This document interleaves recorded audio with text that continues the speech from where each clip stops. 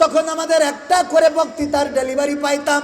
যখন বেগুনের দাম বেড়ে গেল, রোজার মাস, বেগুনি খাবে কি করে, সুন্দর করে টিপস বলে দিলে যে এখন কুমড়া দিয়ে বেগুনি বানা, ঠিক না বেঠে?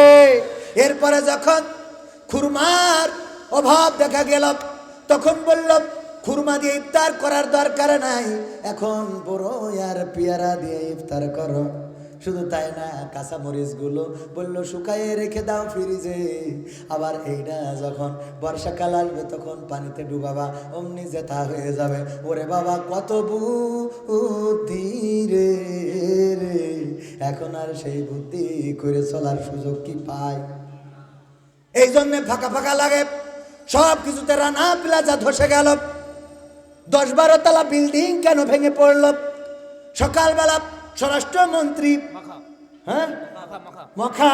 মখা আলমগীর, মনে আছে আপনাদের, বলল যে সকালে জামাত শিবিরের লোক এসে গেট ধরি ঝাঁকানি দিছিল, কথা কয় না, এই ঝাঁকানি দিয়ে বিল্ডিং ফেলানোর মতো।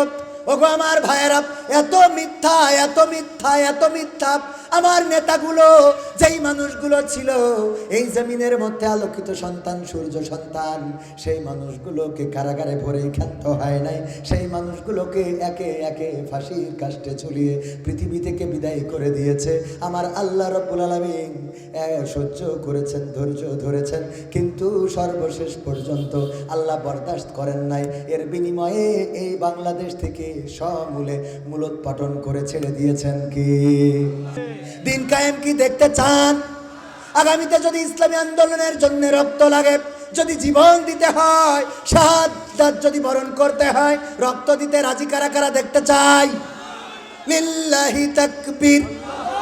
আল কোরআনের আলো, আল হাদিসের আলো, আমার নেতা তোমার নেতা, নারায়ে তাকবীর। আর একটু সময় কি আগাবো সামনে? আর একটু শুনবেন, শুনবেন? এই মাহফিলটা আমাদের জীবনের শেষ মাহফিল হতে পারে না, পারে না?